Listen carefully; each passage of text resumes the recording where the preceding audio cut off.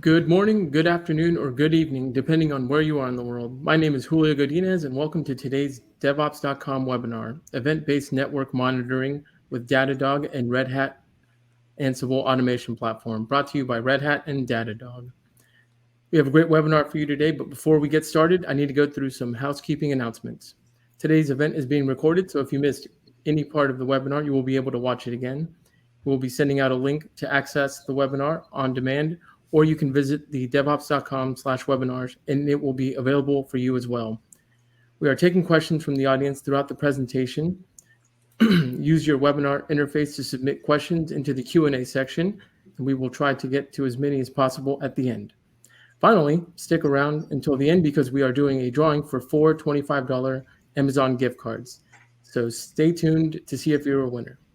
Joining me today is Rick Sherman, Technical Evangelist at Datadog, and Sean Cavanaugh, Technical Marketing Manager at Red Hat. I'm not going to put myself on mute, turn off my camera, and let you get to it. Awesome. Thank you for the intro. Again, I'm just going to intro myself real quick so you can put names and voices to faces. So I'm Rick. I'm a Technical Evangelist over here at Datadog. And Sean, introduce yourself real quick. I'm Sean Cavanaugh. I work at Red Hat. I specifically work on Ansible Automation. I've been here close to 5 years, and I'm a network engineer by heart. So this is a perfect talk for me to talk to. Yeah, I'm pretty excited about this one, being a former network vendor as well. And so I'm actually going to kind of give a little bit of housekeeping as well. You know, Sean and I really wanted to have a very conversational webinar. You know, I think this is something that we're both really excited about in terms of an idea and a kind of an advancement in network automation. And so please make sure that you are putting things into the chat, you're putting questions in the Q&A, because we really do want to focus on the conversation, not just sending information directly at you. But I will start with some information, give a little bit of an intro to Datadog. And so Datadog is a monitoring and analytics platform, and it provides full visibility across your organization, and that kind of spans end to end. So we're looking at things in your infrastructure, your network, your applications, your services, end users, kind of all of those different vectors within your technology stack. And the goal is for us is to enable everybody, right? So dev, ops, networking teams, business teams, security teams. So that way you all have one shared understanding about your business from a technology perspective. And so the way Datadog does that is we collect all these disparate bits of information, metrics, logs, application traces. You know, we're pulling things in from your applications, we're pulling things in from your devices, we're pulling in things from your end users. And so we actually use all that information and correlate it into one story so that you have that end-to-end view about what's going on to help you hopefully pinpoint issues and resolve them as quickly as possible. And so, you know, I mentioned resolving things as quickly as possible. One of the things that Datadog also does is proactive monitoring. And so we're actually able to look for anomalies. We're looking at forecasting future trends. We have some machine learning that we use to identify issues that you may not even be cognizant of. And so kind of using that as a baseline for what Datadog does, I kind of want to talk about how we apply that to the network. So, you know, in a lot of organizations today, the networking teams are still pretty siloed. You know, you see a lot of advancements in Kubernetes, you see a lot of advancements in application development, but the networking team still is kind of isolated from those decisions, but they're critical path to literally all of it, right? Everything runs on top of that network. And so Datadog has two different ways about monitoring the network. And I'm kind of explain what they are, and then I'll explain why we do it that way. And so one of the ways that we monitor the network is network device monitoring. And you can think about that as physical, tangible devices. And I put physical in quotes here because those devices could be virtualized, right? You might have something running in a cloud instance or a container, but these are traditional network operating system-based things, right? So you think about your Cisco boxes, your Juniper boxes, anything that supports SNMP, we can actually build a profile around that. So it also would allow you to do things like storage and some other SNMP based solutions. We also have network performance monitoring, and this is more on the high level application centric way of monitoring the network. So how are our application servers communicating to one another? How is the traffic routing between containers, within service meshes, within cloud resources, right? So, if you're hitting an S3 bucket, what does that usage look like? And that's going to depend, the way we do that depends on the technology itself. So like in Linux, we're doing eBPF. On Windows, we've got our own custom driver. We've got the cloud APIs. And so if I were to, put that in an OSI model for all the networking folks out there, right? I feel like it's not really a networking webinar unless you see an OSI model. We can kind of split that apart into two different products here. So network device monitoring is our layer 1 through 4. Again, this is where we're looking at more of like the physical links. We're looking at, interconnects. We're looking at system metrics, right? So how is the physical host? What's the fan speeds? What's the the CPU look like? And then we've got the application layer up top. That's where we get our network performance monitoring. So that's where we're looking at more things like TCP sessions and DNS and how the different services are routed through these abstract, service meshes and container platforms and all of these good things. And so I'm going to go ahead and start with like a scenario that's going to kind of take us into the demo. And so here I've got some graphs from Datadog where I'm actually using network device monitoring to get some information about device throughput and bandwidth. And so nothing really groundbreaking here. We've added some stuff together. You can see some trends here, but we do have some forecasting. If you look down at the bottom, we can actually see, okay, based on some historical information, what do we think our bandwidth saturation is going to be in the future? And so that kind of gives you that forward-looking view, but then also we are able to detect anomalies. We're able to detect issues. And so here we actually have a device where its throughput bottomed out. Right, for whatever reason, this device is no longer dealing with traffic. And so, Datadog, we can put monitors around the metrics that we're collecting.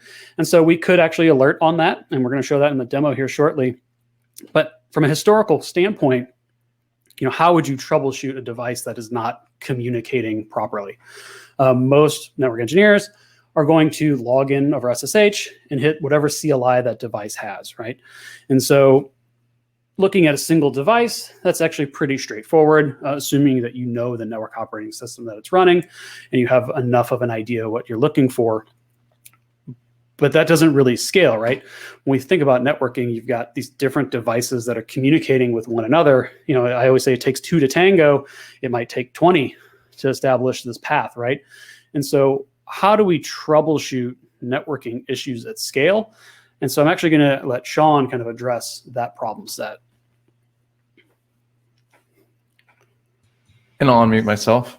I put myself on mute because I was typing. So it seems we have a few network engineers here at least. That'll be good. I was watching the chat while you were talking. So Ansible, obviously I work for Ansible, but Ansible, we did some of these surveys. We look around to analysts, and one of the things, being a network engineer, this wasn't that surprising to me. This stat, it used to be like 78% and it only dropped like 10% or less, where it was going from how many people are operating their network or part of their network by command line only.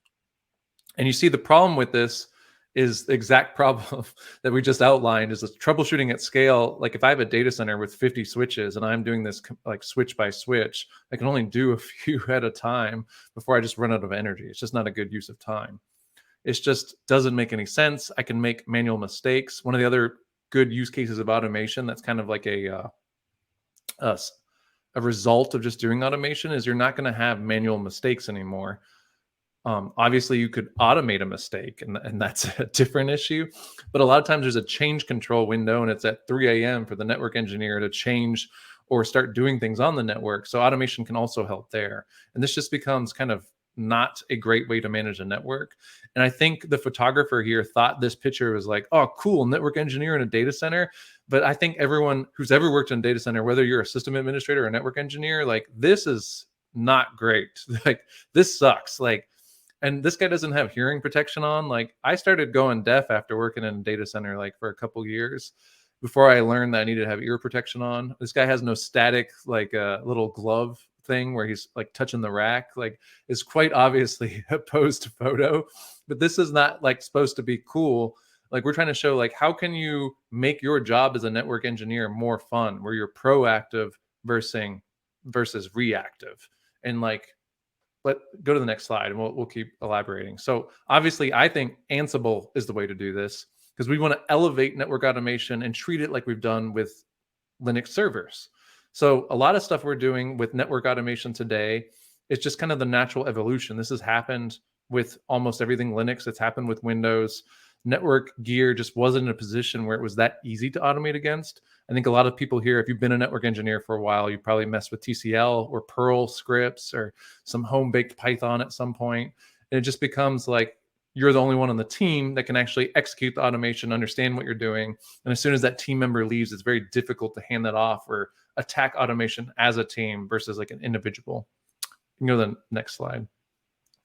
So what is Ansible network automation? I just figured I'd define this before I get back into our little scenario.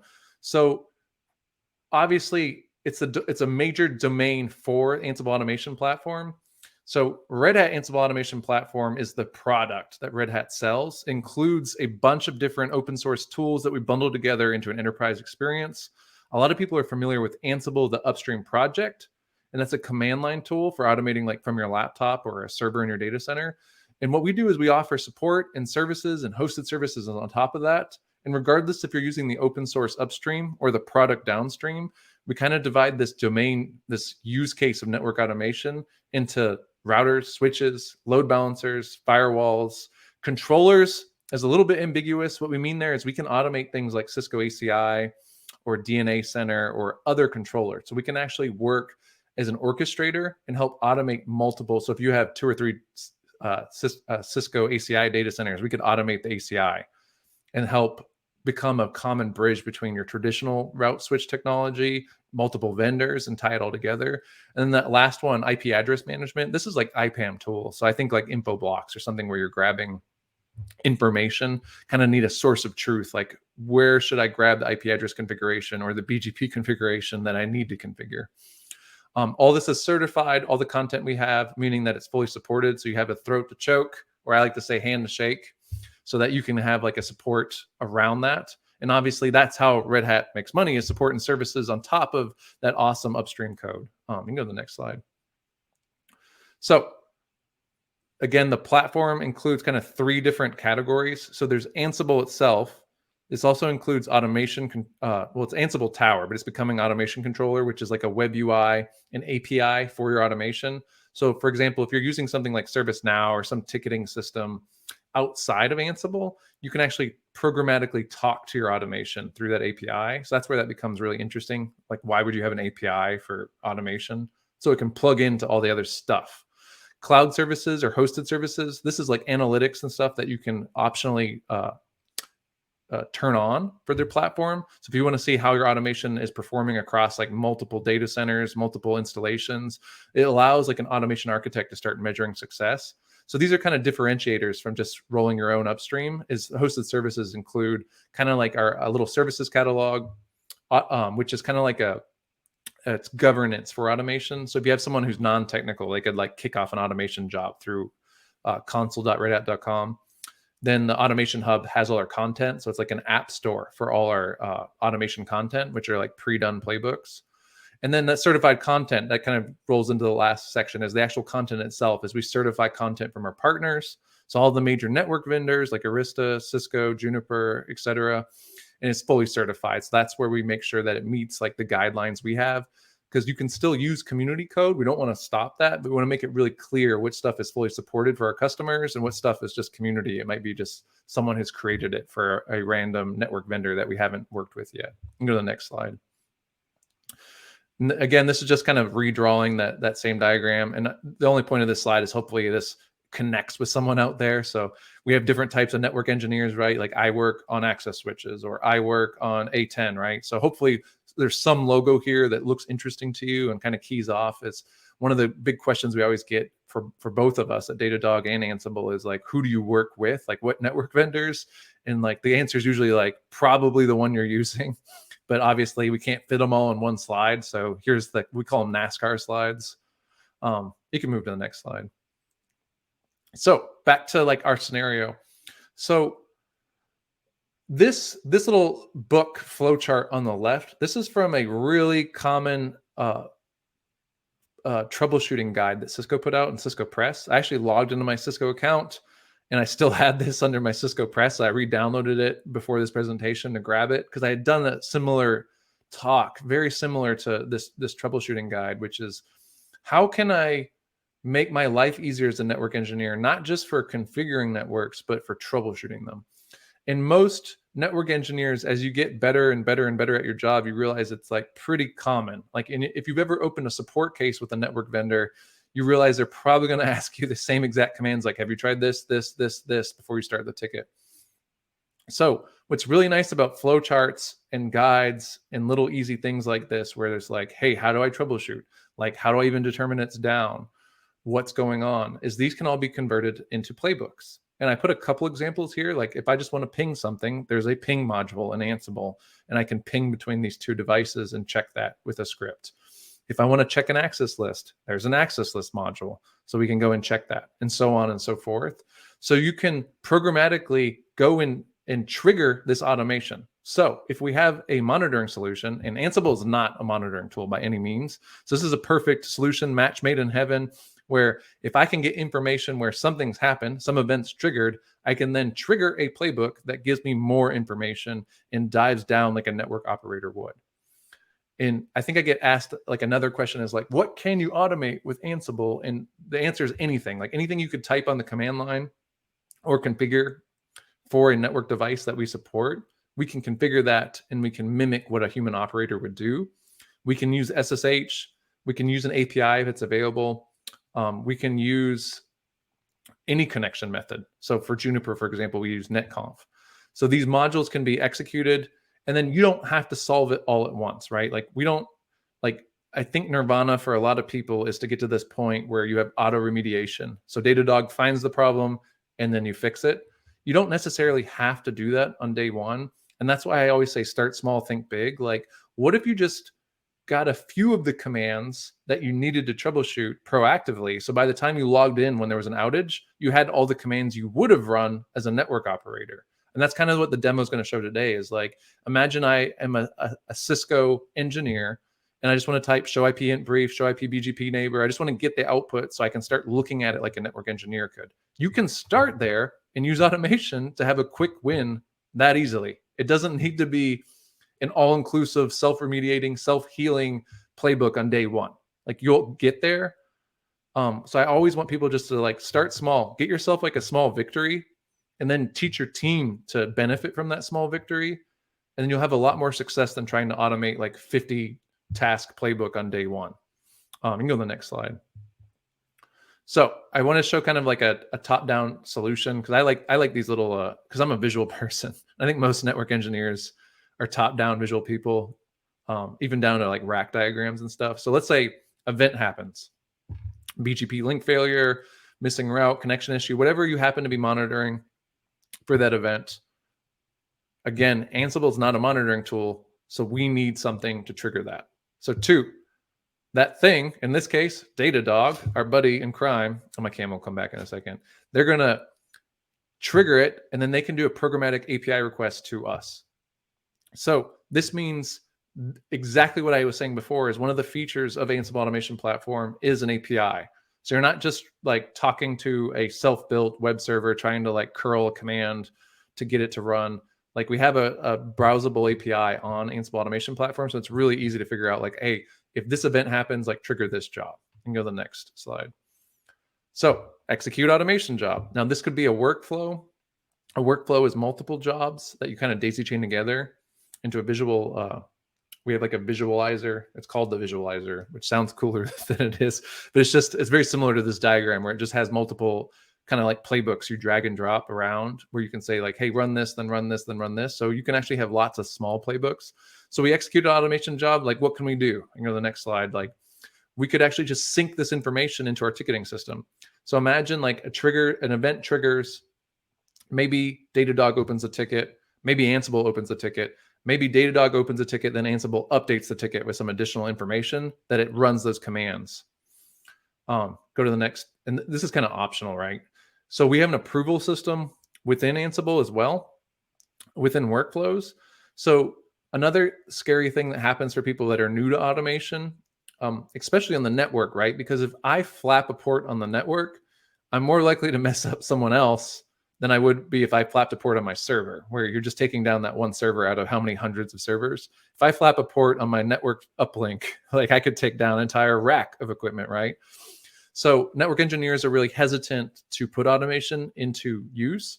So what Ansible can do is a lot of read-only automation. So we can run like show commands. We can look at the configuration without modifying it. And we could maybe, again, start small, think big, and take this in incremental steps. Is we could run the automation and say like, hey, this is most likely the issue based on like what playbooks you had created. Like I did show IP BGP neighbor, and I see that someone's like added an access list to block BGP for some reason. And it was Rick, and it was at 10 a.m. But what we've done here is you can see it in what it would do, and then you can approve the changes and keep rolling automation along. So the approval stuff is something I always like to add, is because when people are hesitant to execute automation, is you can divide your automation up into like read only, like check the state, audit the network, build up a report, get the output from commands, check what I would have checked if I was manually on these boxes. And then before you actually do anything else, you can just like, you get like a little message and go check. Okay, continue the automation on. It'll keep rolling through that workflow. And then finally, the last slide for this is run automation to fix the issue. So you don't have to. Again, I want to make sure this is optional. I think self-healing networks are really, really cool. I think in reality, there's not a lot of companies doing that yet, because obviously there's a fear of adoption of automation just running on its own. But I think it's inevitable as the industry matures, you're going to see more and more of this, where event happens, something does this, and you kind of move through these steps where like 1, 2, 3 become inevitable, 4 starts happening, 5 starts happening. So it's kind of the maturity of your automation organization will probably move towards things like this in the next few years. I think it just makes sense. Whether or not it's Ansible, it's up to your organization. I hope it's Ansible, but I think this kind of flow chart, or maybe even better drawn one, would be kind of where the industry is heading, towards this idea of kind of self-healing networks or event-driven automation, depending on what marketing term you like. But that's all we mean, is it's like event happens, like talk to Ansible. Ansible acts as just another tool in that tool chain, and then we go and do stuff. And that stuff is like, could be talking to ServiceNow, could be talking back to the network, could be sending a pager duty to someone to wake them up out of bed and go do something about it. It really just depends on what your operational flow is at your company. You can go to the next slide. I think we're almost at the demo. Yeah. So we'll go ahead and show an example of this. There we go. I can find my mute button. Cool.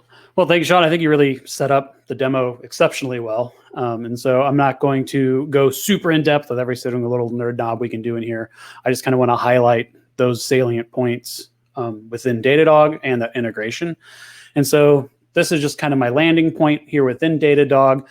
I have Datadog communicating with a few different network devices via network device monitoring. And I built a dashboard to represent all of the data that we are pulling from those devices. So this is obviously a contrived demo. We've got 2 routers in AWS talking to each other. We're not really passing production traffic through them. This is just to highlight the story, right? So we're just going to focus on some of the information here. And so here we've got system uptime. We've got some interface statistics, right? So we're actually looking at the physical interfaces on these devices. What's their speed, what's their type, what's their bandwidth, right? So these are kind of the traditional monitoring metrics that you would be looking at over time. Also, again, because network device monitoring is looking at devices, you also have physical things like CPU, memory, fan speed, temperature, all of those kind of environmental things that you may actually need to monitor and report on, right? If one of your fans go out, you need to put in an RMA and get it replaced. This is going to help you detect that. But we're also looking at some of the dynamic routing protocols as well.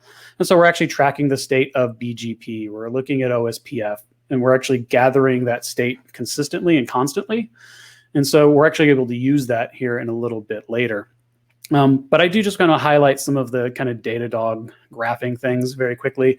It's not necessarily the core of what we're looking at, but I'm just going to take a look at our bandwidth utilization, for example. And so, this is looking at it for the past hour.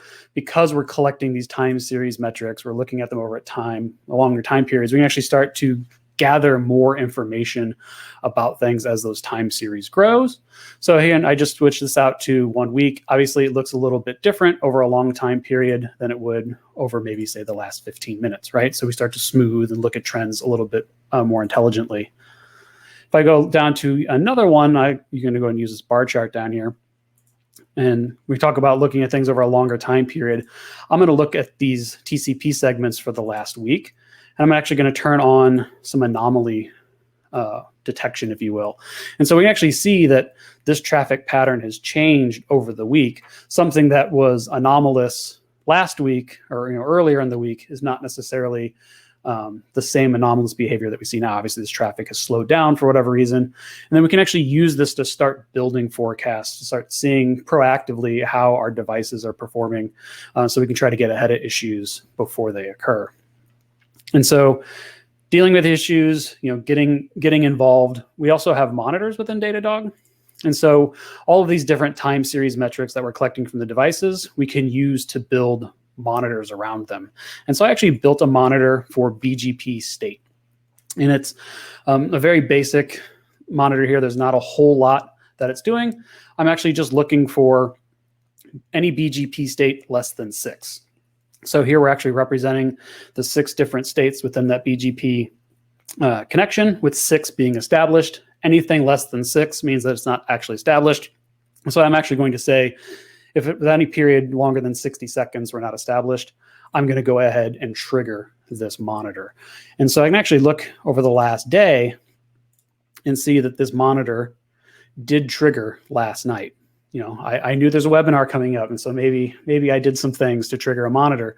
But what happens when this monitor is triggered, there's a few things that happen. And I'm going to kind of show that in the editor just to make it a little bit clearer to understand how we actually build these things. So again, we're looking for thresholds over the last minute. As long as our BGP state is 6, we're good. In this case, it was not, so we're actually going to trigger a webhook. And so I have a webhook that I put together to integrate with that API that Sean mentioned for Ansible Tower to allow us to do some really interesting things. And so my monitor last night triggered, right? I went ahead and cleared it so I didn't have to wait here for 5 minutes for a BGP to flap and all that good stuff live. But when my webhook was notified, it did a couple of things. And the one thing it did is it opened an incident within Datadog. And so we have incident management inside of Datadog so that we can go ahead and deal with incidents in a sane way, following SRE patterns. And so last night, that event triggered an incident. It set myself as the incident commander. It put a little bit of information into it that we know about. We know it's for the network team. We know it was detected by the monitor. But then we also now have some timeline information in this. And so my webhook went ahead and communicated with Ansible Tower and started doing some of Sean's troubleshooting. Right? He had mentioned, if you have some information that is kind of consistently requested in these things, you've got your MOPS, you understand what you need to do to start troubleshooting. We've put that into Ansible. I went ahead with my webhook, notified Ansible to run that job. I took that resultant information and we put it back into Datadog. Right, so Sean had kind of mentioned syncing different ticket systems, moving information around. And so here is the output of that playbook. We're just doing that show IP int. We can actually see that ton 1 was administratively down. The network team is familiar with this. There's only 2 devices, so it's not that hard. We know that ton 1 is how they're connected, so that was most likely the reason that went down. I do also have a link to Tower in here for that job itself. We're going to need to log back in because it's been a minute. And so now we could actually go back here into Tower and then see a little bit more information about that job itself. And so if this was a workflow job, you might actually be able to see multiple playbooks being interacted. If we get to that in a little while, I'll let Sean speak to it because it's his product and not mine. But going back to the Datadog incident, then I can actually go ahead and start tracking things. So I can actually say that this incident is stable, right? it was not customer impacting, it was minor. And say, we actually want to move this along in our automation workflows, right? So maybe we actually want to do some additional troubleshooting, where you actually want to do some additional steps. Sean had mentioned some of that automation approval process. So I'm actually going to send Sean a message and just say, hey, can you look into this? Right? Maybe I actually send him something a little bit more elegant than that. Can you run the following jobs? Can you do X, Y, or Z? And then we can actually track that in our remediation, right? So maybe there is a mop that we need to add here as a document, or maybe there are some tasks. Get the network team. Get the network team to always use Ansible, right? Somebody logged in and manually did this thing, and I'm going to go ahead and just assign that to Sean, right? And so we're able to go ahead and track that over time. Once this is all said and good, we could resolve it. We could build a post-mortem directly within Datadog, et cetera, et cetera. That's really a segue into the workflow about dealing with issues, right? So that obviously transcends just pure network monitoring, but you can start to see how when you start tying all of these different things together, you're able to build new and exciting workflows to deal with problems in your organization that otherwise you would have been, again, logging in over CLI, chugging along in things, maybe throwing in a notepad, sending things over emails. So that is literally the core of the demo. Sean and I really wanted to spend time talking with all of you. Before I pivot to that, Sean, was there anything you wanted to show in the tower interface? No, I think it depends on the questions. We'll see. I think one thing to remember here is when we build the automation, right, is showing commands and love, like show IP in brief, like looking at it. And I think that's good. I wanted to make sure this resonates with people. I think most network engineers have touched an iOS or iOS-like box. We can also we can turn these into structured data really easily, so that, for example, it could be like gigabit ether 1 key IP address is the value. That's easy to do with Ansible. So that's a question I get sometimes, but I love showing this because I think it resonates with people that are new to automation. This is perfectly okay. You can automate the command line just like you're using it. And I think that's a great place to start. And I think for people that are unfamiliar with structured data, just realize hey, I want to make a web page or Markdown and build some dynamic documentation. That's when you might want to start structuring it so that, let's say, instead of just putting it on a ticket like we just did, you wanted to update your IPAM tool with the IP address. That's when it might become more important for you to have structured data. But I just wanted to emphasize on that. I guess the other thing that show is at the top, if you just type in API v2 at the top with a URL, you can just show them So the way we just talked to this, right, is really simple. Is you can list everything you're seeing in the menus, like job templates, whatever, is you can just navigate this by clicking around. So it's fairly easy to just execute a job or retrieve information. So regardless if you're building your own little web tool or you're just doing a curl on the command line, or you have like a pretty robust application you're building, this allows you to take advantage of all the stuff that Ansible does. So you can just reuse it within whatever tool you want. You don't need to use the tower front end. You can just kind of obfuscate automation behind the scenes, depending on what you want to do.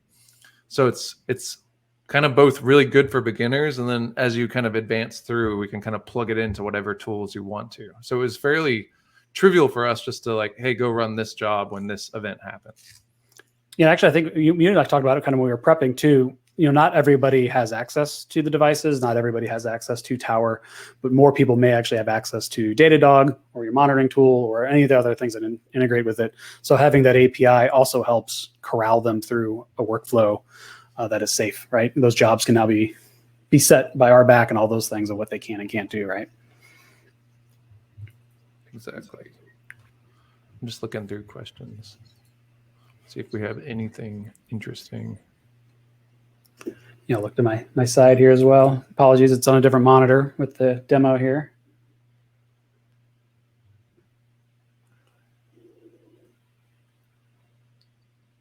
So I do see a question about Datadog versus something like PRTG.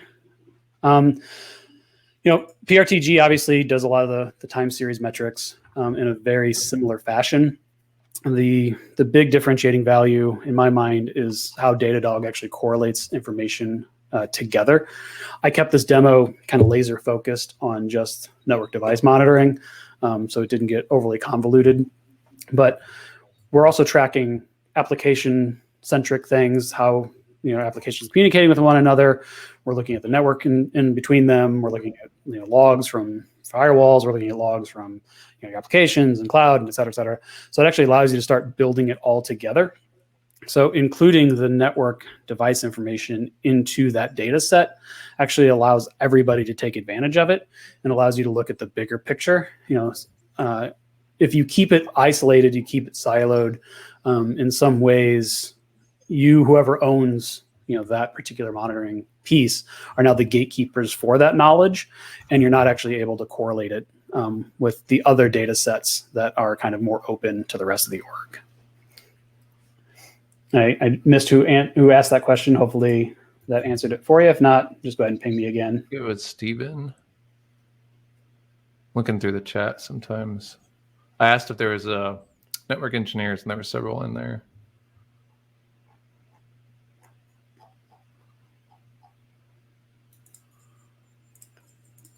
We can have some fun with this here. We'll go.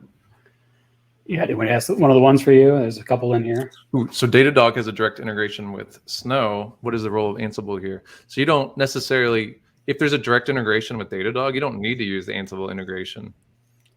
It just depends on like which one is the best tool for the job for the particular thing you're trying to do. So like I have no problem with Datadog wanting to talk to Snow if that's already set up. So in this case, Ansible is just talking back and getting information from the network. We didn't really show Snow in this demo. It's just something that you can do that I see with customers where you update a ticket outside of this. Yeah, we also like PagerDuty and some of the other things for our alerting the monitors. Like John said, it really just depends on what works best for you, right? Like we've got all these different integrations. We've got these different ways of doing things. I think neither of us are overly prescriptive on how you have to do it. We just make sure that you can do it. I would say like a good way to describe Ansible. So we say we're an automation platform, but obviously the name doesn't describe that. The difference between something that's like a management tool and an automation tool is that like something like Datadog is going to be more turnkey, I would imagine, for some Snow integration most of the time. Where with Ansible automation, I got to build a playbook and then put that in a project and sync it into my platform. So it's very highly configurable. And Ansible is not a very hard language to learn. It's just YAML. It's just very simple. Like I would compare it like if you've ever done a computer science class, Ansible is a pseudo programming language. It's like a very, very high level syntax. I kind of compare it to like Lego Mindstorms, if anyone's done that with kids or did it when they were a kid. But it's not turnkey. Like there's not like a Snow button inside there in the web UI where you can just like plug it in. But you can probably program anything you want to talk to Snow and upload any field. So sometimes there's tools where they're management tools that are better for doing something. And sometimes it's the persona. So like if you want a certain type of engineer, a person within your company to use a tool, Ansible may not be the best tool for that, especially the web UI. We kind of think of it as more of an automation operator that's using it, maybe not just like a typical engineer. They might not even understand what the concepts are when they log in, et cetera, et cetera. So hopefully that makes sense. Like you could just replace the word Snow with like any tool that both tools integrate with natively. And they probably just have different advantages and cons, just depending on like what your use case is. And I'm gonna go ahead and bring the video or the screen back up. I saw a question around some of the visualization. And so we do actually visualize network paths within Datadog with the network performance monitoring tool.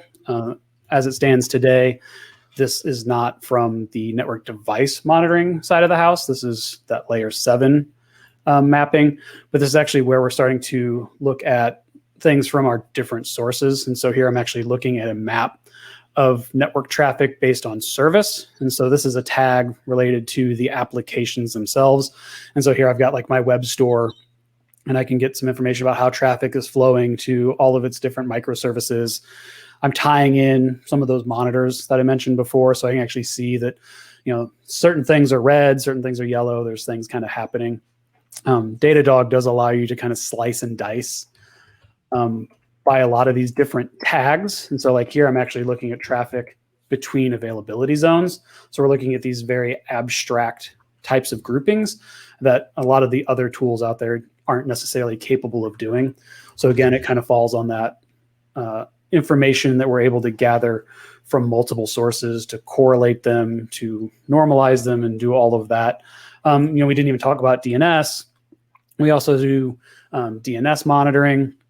And so, here I'm actually looking at host to host. I could actually look at, maybe Kubernetes pod, how it's doing with DNS requests, what DNS servers. So, when you're starting to look at things like Kubernetes, microservices, DNS obviously powers a lot of that. That's where we start running into a lot of the different issues there. So again, I didn't want to necessarily show that at the core of the demo. We wanted to answer questions kind of as they came in. So there's the NPM side in a 30-second run through.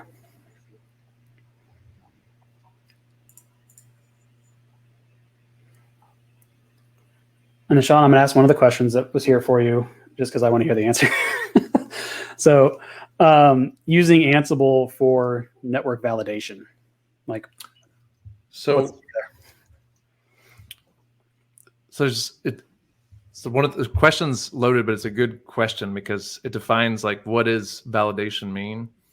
So what we started developing is a bunch of resource modules to simplify checking configuration on network devices.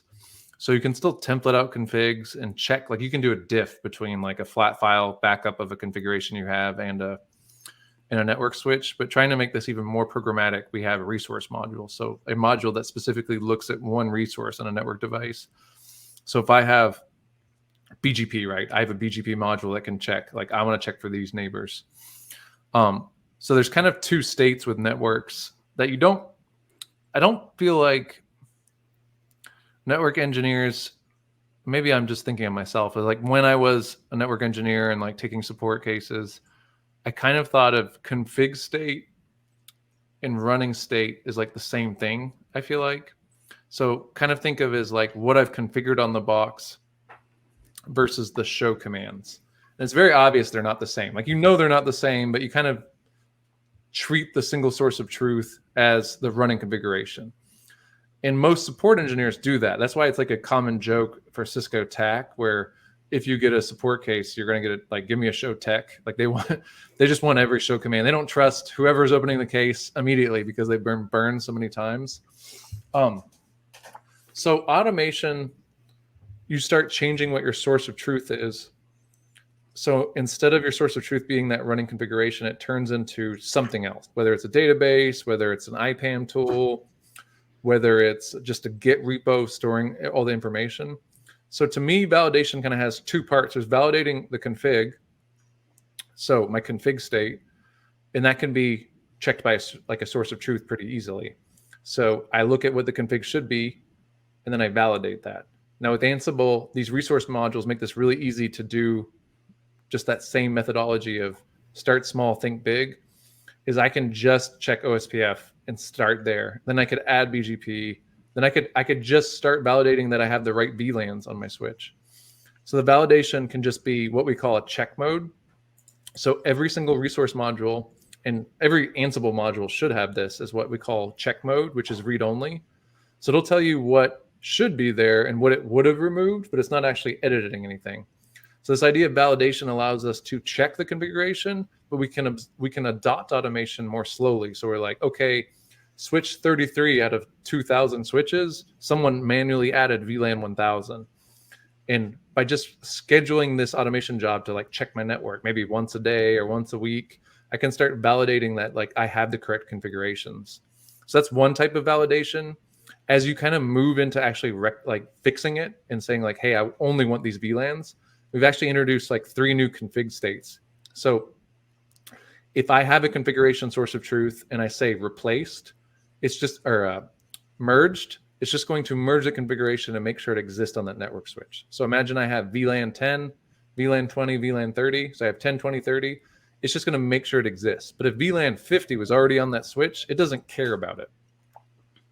We have a config state replaced.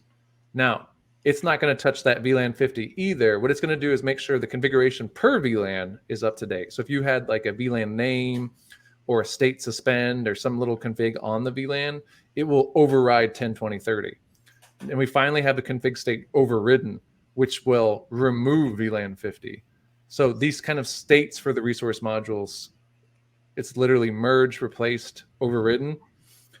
It will, all of them work with check mode, by the way. So you can test what it would have done before you put it into production.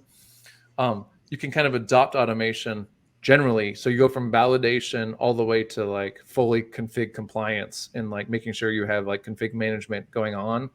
I think from your Puppet days, the words you were using were policy enforcement, or what would the other one would be? Yeah, enforcement. Yeah, I think desired state, and yeah. Just actually, it kind of reminds me of Junos when you said like replace or merge. That's kind of like a Junos paradigm as well. And it kind of just makes sense for these network operators just to kind of adopt it slowly. Like, and ideas like it's really common in network environments where someone makes, I call them artisanal changes, where it's like a network engineer comes in and he like, there's a problem in a conference center in room 203 and he like adds a VLAN to fix it really quickly. But those problems aren't like, they don't update the source of truth. They don't actually communicate that to other network engineers. And if that VLAN gets reused or that BGP subnet or that whatever, obviously as network engineers, we know that can be huge issues years down the road. If that route, VLAN, whatever gets propagated incorrectly or whatever happens, right? So that validation is important. Now, the other type of validation is operational state. So we've introduced a new collection. That's how we store content, called Ansible Utils. And what we've done is we've synced with every major, what's the word I want? Like a PyATS and parsing tools. So basically, if a device has a show command like show IP BGP neighbor, show IP BGP, and it's not config, it's like show state, is now we can structure all those into structured data as well. And then we can compare not only what my config should be, but my config should have brought up 3 OSPF neighbors, 2 BGP neighbors, and I should have these 20 routes in my route table. As now we can also start checking that and validating not just what I configured, but what my steady state should be. And this, I think originally there was like the big marketing push maybe 2 years ago where they were calling it declarative intent in a lot of stuff. I've just kind of separated this totally out. We keep it really simple. Is there's my config state and my like operational state. So when I do like a show command, you could even just call it show state if that's easier, but that's very Cisco centric view of the commands. But I feel like even Juniper has show commands, Arista has show command. I'm trying to think of a vendor that doesn't. Even Cumulus, they had net show. So there's always a show command showing like what is my neighbor's adjacency, like LLDP, BGP, OSPF. Even I keep shaking my table so my camera went off, but hopefully that helps with the validation. Is there's a lot of different things we can validate, and again, it can be overwhelming if you try to do it all at once. So just like I would always start like LLDP is an easy one. There's an LLDP module. Just make sure you know what you're connected to. You'd be amazed how many like top tier service providers I've walked into a data center and like half the connections aren't plugged in because their monitoring solution was only looking at like the loopback of a switch. And when they actually started auditing everything, like they had routing working, but like all their ECMP links were down. And like they had no way to check. They weren't really auditing it ever. And some monitoring tools, there's lots of stuff you could monitor again, just like there's lots of stuff you could automate. So they were just monitoring like, does it work or not? Which is probably not the best way to do it because by the time the monitoring solution says that switch is down, it's too late. Like the whole data center's down the way they were doing monitoring. So that's always an interesting thing to think about too, is how do it's like the classic comic, Who Watches the Watchmen? So that's another great reason why you would have multiple tools here. You have a monitoring tool and you have an automation tool, and you can use them in conjunction to make them both better together than they would be by themselves. Yeah, that kind of segues, like when we were thinking about this, like Sean and I come from similar backgrounds. I feel like we've been doing this for a while. I think the networking industry is also starting to pick up steam around automation, and for a very long time, at least me personally, I was very configuration management centric, because I worked, in the Junos team. I worked on Ansible modules. I worked on Puppet modules. I worked at Puppet, blah, blah, blah. But there's like this shift that I've seen where it's now accepted that configuration management is important, validation is important, but we're starting to see like automated operations becoming a thing, right? And I don't know if it makes sense. Do we want to talk about the Net DevOps survey or just kind of riff on that? But I do feel like it's an evolution beyond just configuration management, right? Think of it like I always tell this story about automation is like, if you give the laziest person on your team like a task to do, they'll probably figure out some ingenious way to solve it. Hopefully they solve it and not just give up on it. But like when I was a kid, my parents forced me to learn trombone, and I like hated the trombone. I like hated practicing. So I recorded myself on this trombone into a microphone I had. I recorded like 20 different songs and scales and sounding like I was practicing. And then I fed each individual song into like a Winamp playlist, put it on shuffle, fed the computer back out an amp. And then I would play like Game Boy with headphones on while I fed this out. And I thought I was so clever. And like this predicted that I would get into automation years later, because like I love solving tasks, but like once I do them once or twice, like it's kind of, okay, I've done this. Like, do I have to keep doing this? So I love these like stories. And I think if you talk to most automation people, they'll probably have a very similar story. They'll probably have a personal one, and they'll have like a work one where they like felt that great victory. But yeah, show the survey results, because I think this is, and keep in mind, like these are this is done by a company, Network to Code. Yeah, originally it was Damien Garros when he was at Juniper, and then Francois and Damien worked on it in 19 when it was Network to Code in Cisco.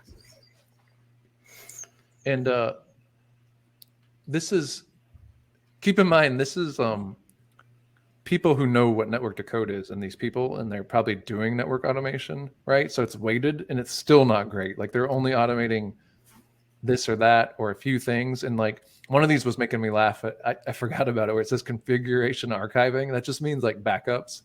So like they're still not treating the network like a source of truth. They're just kind of automating operational tasks, like doing a backup, because that's what their company's always done. And that's okay. I'm not trying to judge people for backups. That's one of the examples I show all the time. But I think this kind of shows where the industry is like, just because Ansible's been around now for how many years, 8 years or something, it doesn't mean that everyone's adopted it yet. There's still a huge amount of network engineers that are just starting their automation journey, and that's okay. And I think it's getting better and easier to use.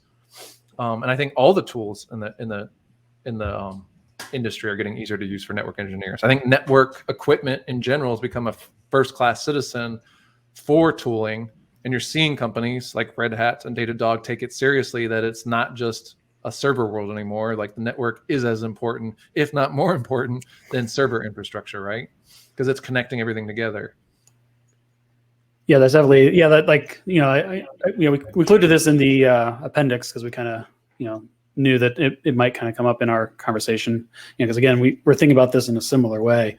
But yeah, I mean, over a short time period, you just kind of see what tasks people are doing start to shift in the net DevOps community. But again, as Sean mentioned, it is kind of weighted with folks that were already doing it. They were doing it. That's who responded. It wasn't necessarily folks that weren't aware of it, because obviously they weren't aware of it.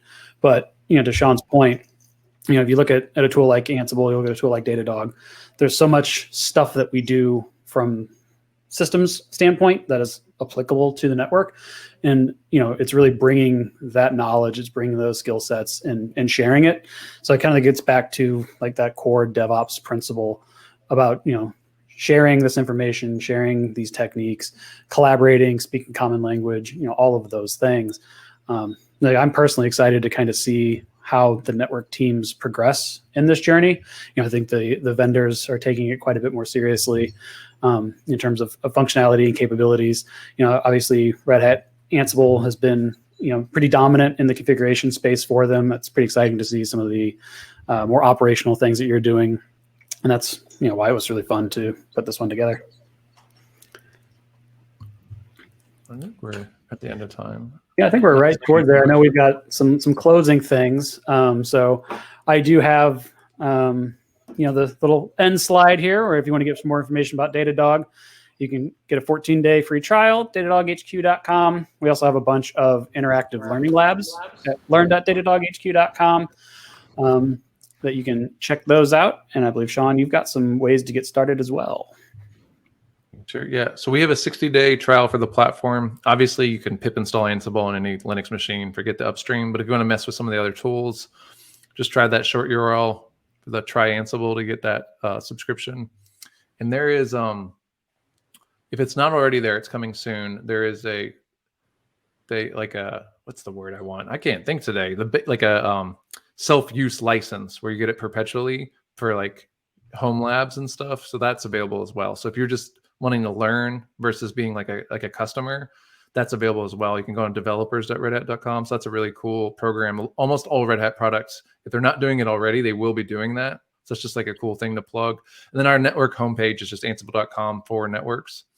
And you'll see like webinars like this. We'll just put them up there. We try to create that as like the homepage for network stuff. So at the bottom, there's always like a bunch of free ebooks and labs and whatever else you want. But I appreciate everyone coming. Thank you very much. Okay, great. Thank you very much. And just as a reminder for our attendees that today's webinar has been recorded. So if you missed any or all of the webinar, you will be able to watch it again. We will be sending an email with a link to access the webinar on demand. The webinar will also be available on devops.com. Look in the on-demand section in the webinars page, and it should be there. And for our Amazon gift card winners for today are Paul H., Adam K., Ernesto D., Felipe F. So congratulations to our winners. We'll be reaching out to you via email with instructions for claiming your Amazon gift card. So please check your inbox. If you don't see it there, check your spam folder.